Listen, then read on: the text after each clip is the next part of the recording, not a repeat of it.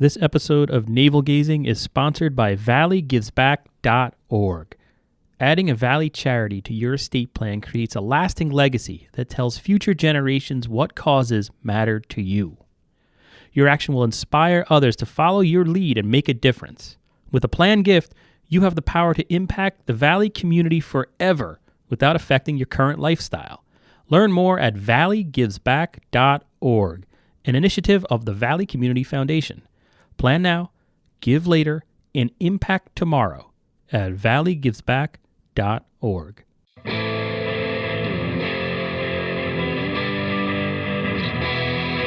For hundreds of years we've brought you the news. Printed the info, we gave you the clues. Owners' profits were always sky high. Changing market now threatens our lives. Post-literation, critical reading, dumbed down nation, signs of inbreeding, TV sucking ideas from our head, public discourse just about dead, we'll ride the dinosaur. Hi everybody, welcome to Navel Gazing, the Valley Indy's weekly podcast. My name is Eugene Driscoll. I'm a reporter with valleyindy.org. Today we're talking grants. There's free money available out there, people. If you have an idea or a program or a cause that's worth supporting, that you've thought about it, you have a mission statement, you have a clear idea of what you want to do, there's ways to apply for grant money from local organizations. Primarily, we're talking about the Valley Community Foundation, and in this podcast, Valerie Knight-DiGangi of the Valley Community Foundation is going to talk to us about two grant programs. The deadlines for both are rapidly approaching. Then in the second half of this podcast, we have on Paul Velardi. He's the chairman of the Ansonia Recreation Commission, and he talks to us about the 2018 Ansonia Recreation Grant Program. They have a limited pool of money. They're going to be giving out a few $500 grants for ideas, essentially. They want the public, Ansonia residents, to send ideas, a well-thought-out program. You got to put some time into what you want to do. Mail it to the city's recreation director, and then the commission's going to go over, and they're going to fund some ideas. So learn more by listening to Paul Velardi in the second part of this podcast. Hey, Val, welcome to the program. Thanks so much for having me talk to you today, Eugene.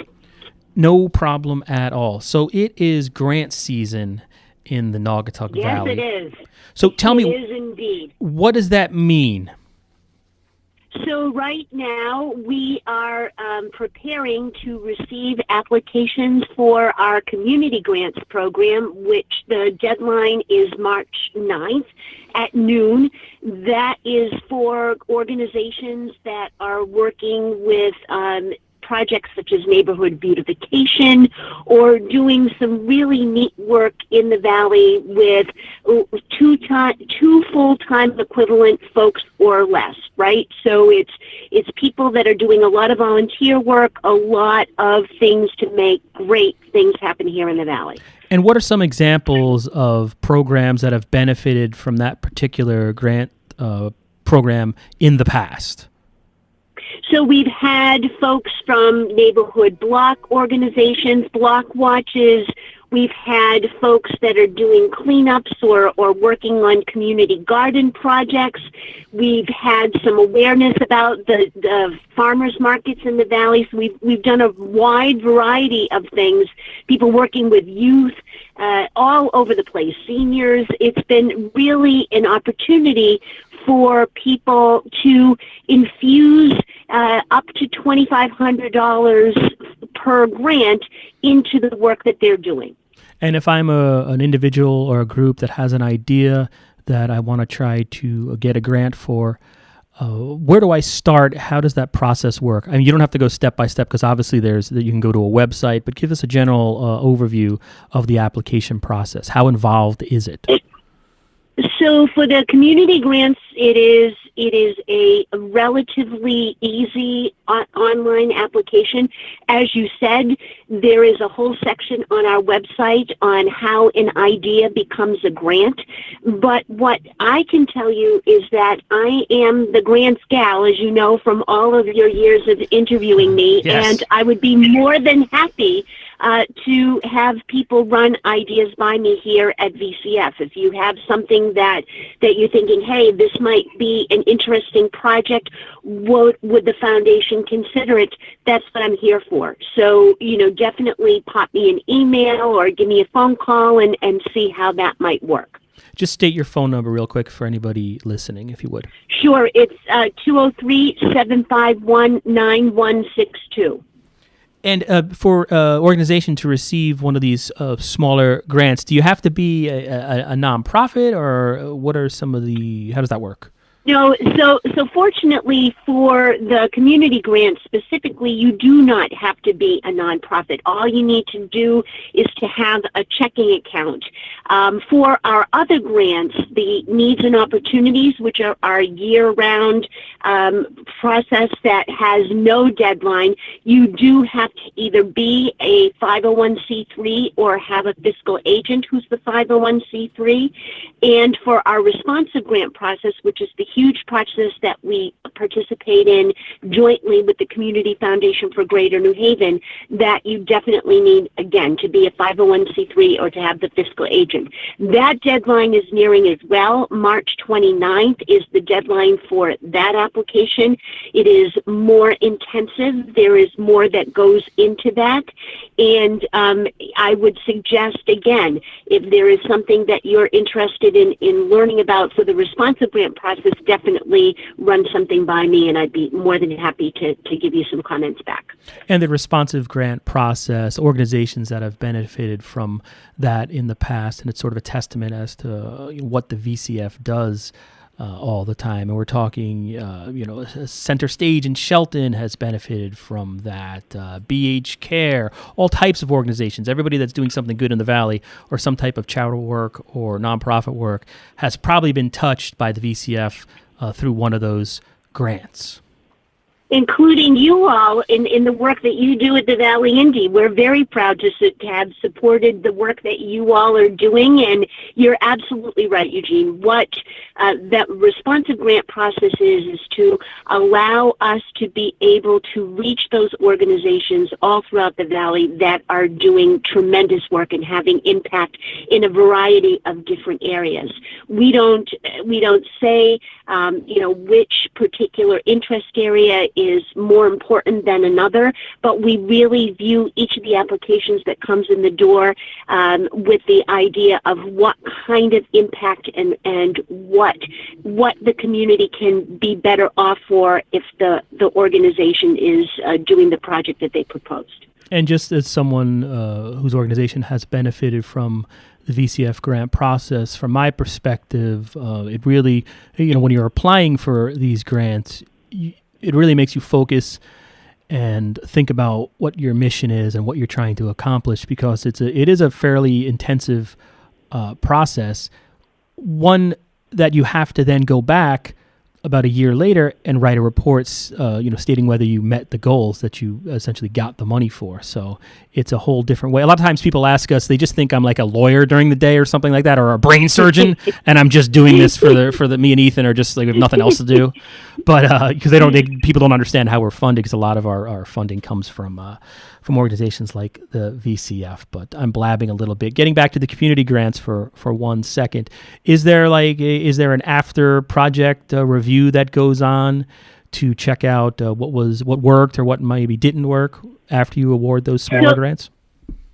So what happens is, yes, there is a report that needs to get filled out, just the same as there is for the responsive grants. We and needs and opportunities. Every grant that goes out the door, as far as the needs and opportunities, community and responsive, has that reporting piece back, so that we can work with each organization, see what worked, see what maybe needs a little bit tweaking, in the future, and then we evaluate evaluate how it fits in with the mission that we have here at the foundation in order to continue to grow philanthropy and to make that impact on the Valley. So absolutely, it is a very important piece of the whole grants process, and we have committed over the years to be able to look at, for instance, in the responsive grants process, in 3 different categories: for project support, for capacity building, and for general operating support. And depending on where you are as an organization, kind of drives which application you submit back to the foundation. Yeah, the VCF is really sort of the spine of a lot of nonprofits. Like, you literally support them and help them grow, or how to run more efficiently. It's a pretty cool thing to be connected with. So my last question, if you could just give us the deadlines that are coming up, and then Sure. your website, which I'll probably put in the intro anyway, but if you just give us those last 3 pieces of information, we shall call it a day. I'd be more than happy to. So March 9th at noon is the deadline for community grants. March 29th at 5 o'clock is the deadline for responsive grants. Our needs and opportunities grants have an ongoing application, so there is no deadline for those.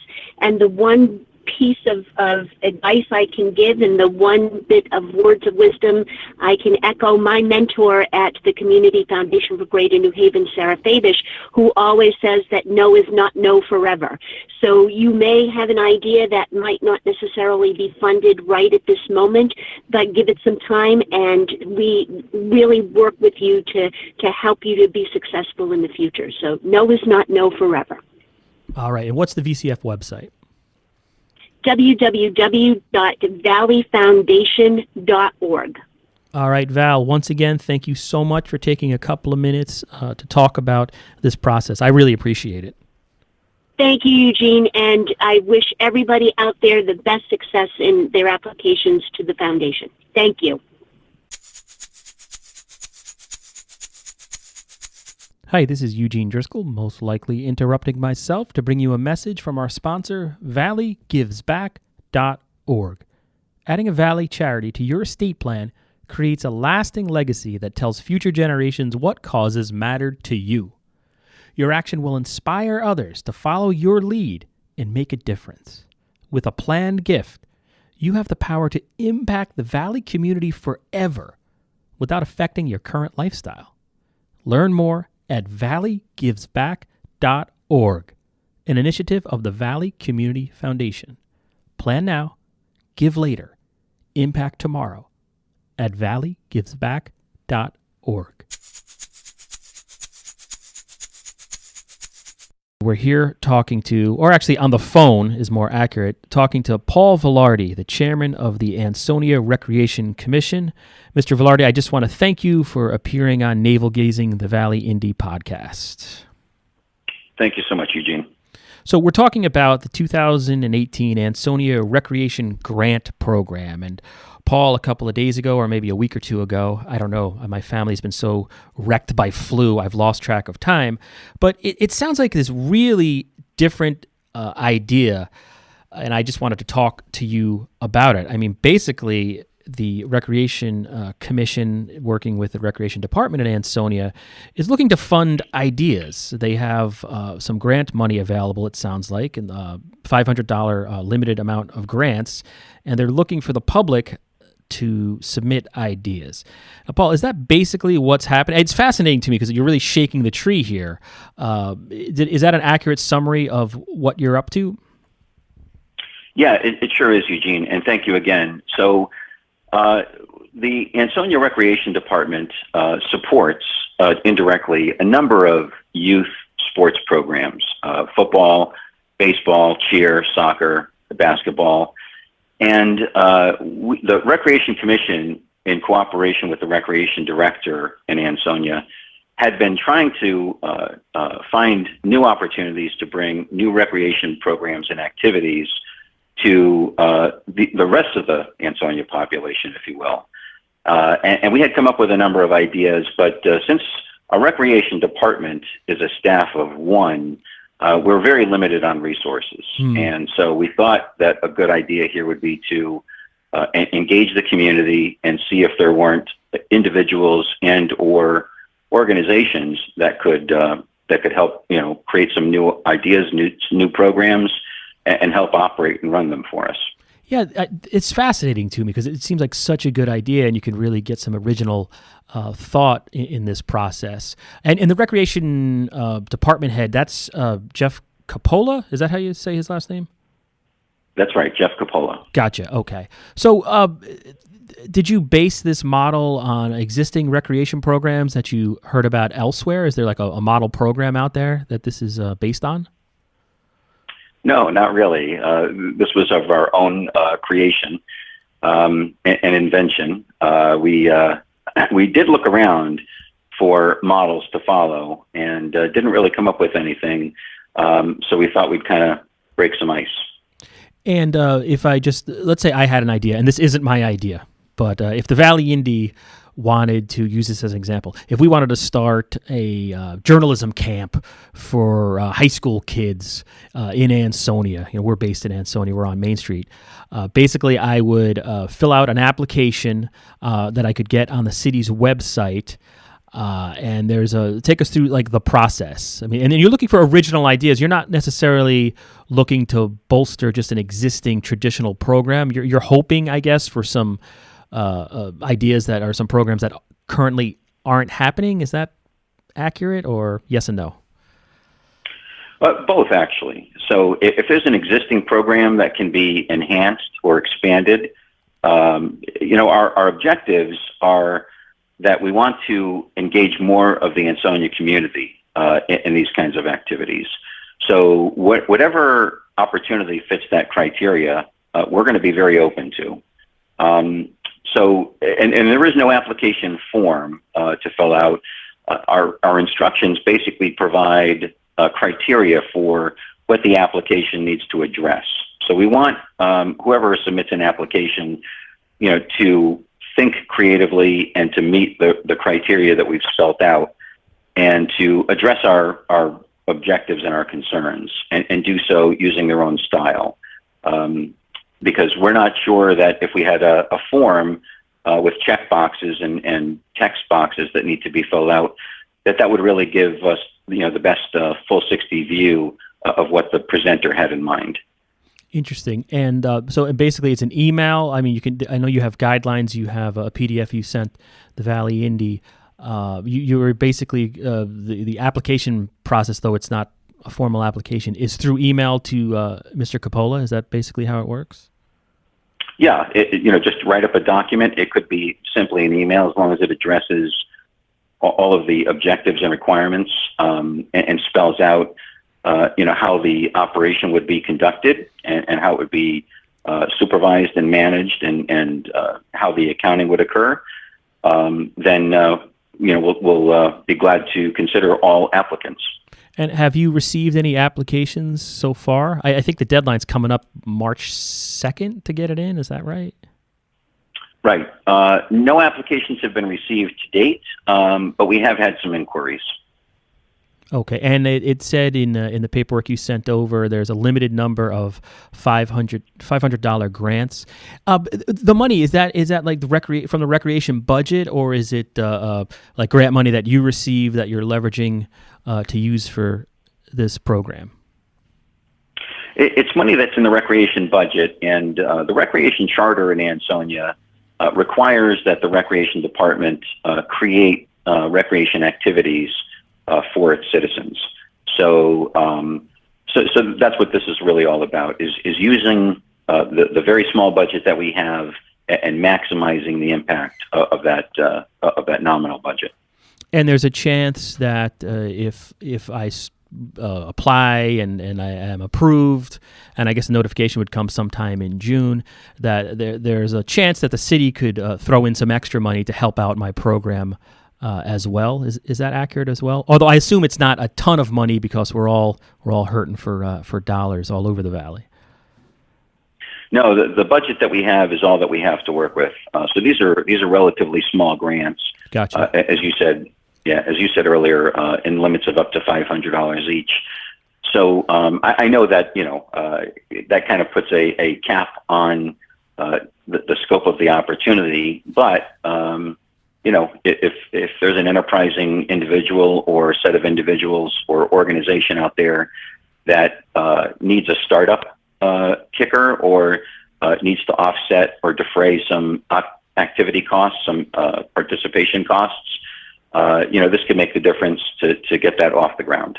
Yeah, and you had sent us a little blurb, and just like there, I guess the door is wide open to the ideas, and like $500 might not be a ton, but it could definitely get somebody started, and the ideas, I guess, to prime the pump of the community's imagination out there in terms of what recreation programs they would want to see. And there were just some random examples, and then none of these are formal, but a yoga class, a chess tournament, plumbing class, things like that. So I'm thinking you're going to get a ton of entries once the word gets out.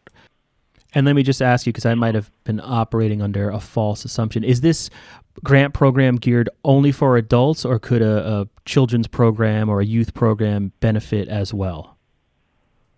No, it's open to any beneficiary, excuse me. That's okay. Gotcha. Youth or adult, but we're really hoping that we can expand beyond the youth programs that we already support. That are established. Yeah, gotcha. Okay, so finally, let's just go over. If the only ideas we get are for youth programs, then that's what we'll support. You'll work with that. But we're really hoping that we get a variety of ideas, things that we haven't even thought of yet. So my application or my email due to Mr. Coppola is due about March 2nd, I think you said. And then what happens at that point? Who reviews the paperwork and ultimately makes a decision? And when do you expect that decision to be made? Sure. So there's a schedule of events that is included in the package. It's on the last page of the package. And in that schedule of events, we've predefined milestones around which each occurrence needs to happen. So we need these applications submitted by March 2nd, as you said. Then at that point, there's a review process. We'll call in the respondents to come in and present their ideas. We will ask questions. We might need to do some follow-up work. We might ask the applicants to kind of refine some of their proposals. We'll have a second opportunity to review those applications, and then we'll assess and evaluate them against each other, try to come to a consensus on which of those programs are the most deserving and which we think can achieve the greatest benefit. And those are the programs that we'll move forward with. And that's sometime in June, I guess? That's right. The money, because we're on a fiscal year limitation here, so we have to make some decisions before the end of the fiscal year and set that money aside for that particular program funding. All right. Well, it sounds exciting. I hope you get a lot of new programs out of this. It's something different, and I want to thank you for having the patience over the last week or so with my constant emails to set up an interview. I really appreciate it. No, I appreciate it even more. I sincerely appreciate the opportunity to broaden the audience. We were really struggling with how to get the word out, and we think that the Valley Indy is the best tool to do that. All right, we're going to try our best. Mr. Velardi, thank you so much for taking the time today. Thank you.